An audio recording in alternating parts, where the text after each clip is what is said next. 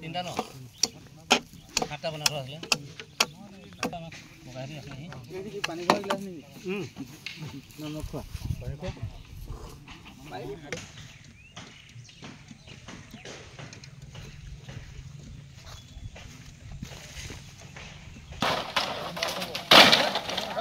Kamu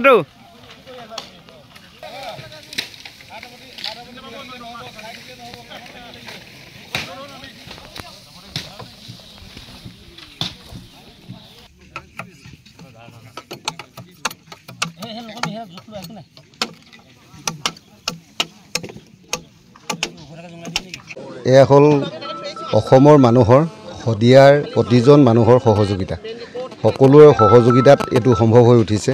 ইতিমধ্যে প্ৰতিখন গাঁৱৰ যুৱ সংঘই নিজ নিজ দায়িত্ব নিজে নিজে পালন কৰিছে প্ৰতিখন গাঁৱৰ মানুহে বাহ কাটিবৰ কাৰণে নিজে ওলাই আহিছে ঘৰবিলাক বনাবৰ কাৰণে ওলাই আহিছে খাদ্য পৰখাত বিতৰণকে আদি কৰি প্ৰতিটো বিভাগতে যুৱ সংঘই নিজে নিজে তেখেতলোকে দায়িত্ব গ্ৰহণ কৰিছে গতিকে ইয়াত অসুবিধা হ'ব লগা বা কাম মানে ঢিলা হ'ব লগা বা নহ'ব লগা তেনেকুৱা কোনো কথাই আহি পৰা নাই গতিকে মই ভাবোঁ যে অহা 9 তাৰিখে যিখন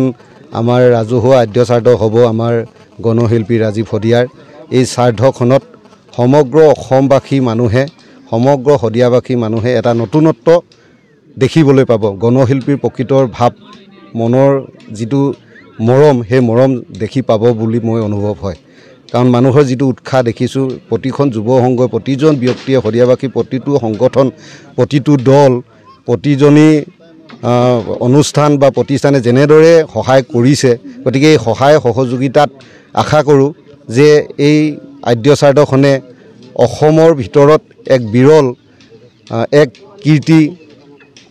গণশিল্পীৰ প্ৰতি শ্ৰদ্ধা ৰাখি যাব বুলি আশা কৰোঁ কিমান মানুহৰ আমি ভাবোঁ 1 লাখৰ ওপৰত মানুহ হ'ব বুলি আমাৰ ধাৰণা আমি তাতোতকৈ বেছি আশা কৰিছোঁ তথাপি আমি ভাবিছোঁ যে সমগ্ৰ অসমৰ পৰা মিনিমাম 1 লাখৰ মানুহ ইয়াত সমাগত হ'ব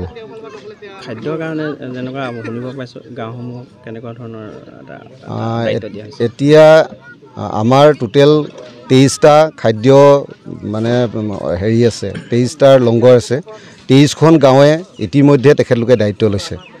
প্ৰতিখন গাঁৱে মিনিমাম 10,000 পৰা মানুহ ভাত খুৱাবৰ পৰাকৈ ৰেডি হৈ আহিব গতিকে 23টা লংগত আমি যদি তেনেকৈ কওঁ আমি 2 লাখতকৈ ওপৰত মানুহ ভাত খুৱাব পাৰিম গতিকে তেখেতলোকে নিজে নিজে দায়িত্ব লৈছে তেখেতলোকক কোনো আমি ক'ব লগা হোৱা নাই তেখেতলোকে নিজে লংগৰ ব্যৱস্থা কৰি লৈছে তেখেতে চৌবাতি বা আদি কৰি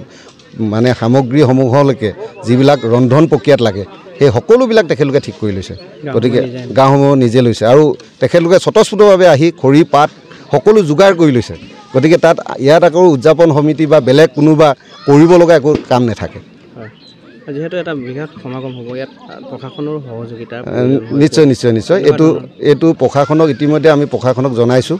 আৰু আমি আৰক্ষী প্ৰশাসনকো জনাইছোঁ সকলোলৈকে আমি চিঠি ইতিমধ্যে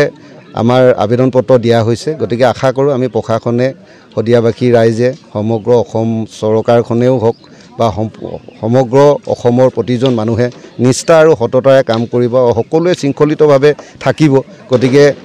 সকলোৱে সহযোগিতা ইয়াত থাকিব বুলি মই আশা কৰোঁ যেহেতু আদ্য শ্ৰাদ্ধৰ কাৰণে যেটো বৰসভা তাতে গায়ন বায়নৰ ব্যৱস্থা আচলতে সভাখন ইয়াৰ আদ্য শ্ৰাদ্ধখন প্ৰকৃততে মাংগলিক যিটো ৰীতি নীতি আমাৰ হদিয়াৰ এজন বা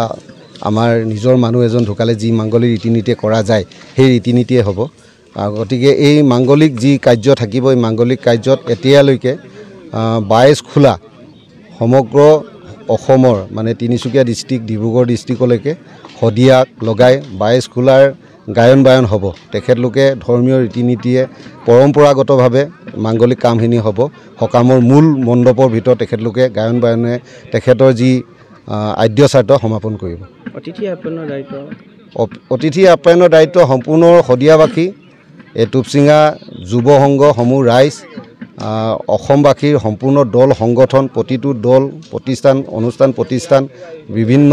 আত্মসহায়ক গোটসকল সকলোৱে তেখেতলোকে দায়িত্ব লৈছে আৰু তেখেতলোকে সকলোৱে তেখেতলোকৰ প্ৰস্তুতি ইতিমধ্যে আৰম্ভ কৰিছে যে কেনেদৰে অতিথিক আপ্যায়ন কৰিব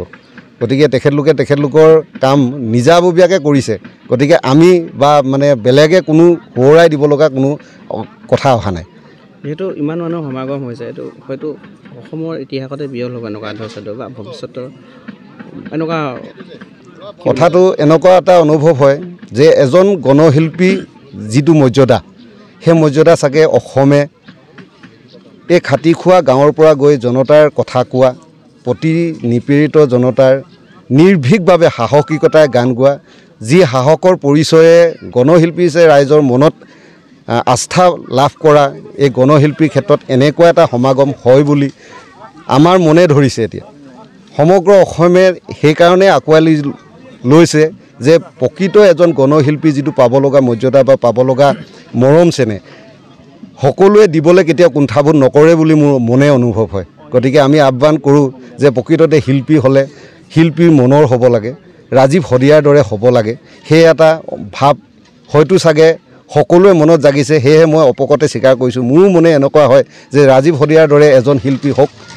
আমি যাতে জাতিটোৰ বাবে কথা কোৱা, কোনেও নাথাকিলে এষাৰ গানেৰে বিশ্বক জনাই দিয়া, তেনেকুৱা এটা মনোভাৱেৰে এজন সাহসী শিল্পী হোৱাটো মোৰ মনেও এতিয়া মই ভাবোঁ বিচাৰোঁ। আপুনি বিচৰা বাতৰি পাব কেৱল নিউজ 18 এপত।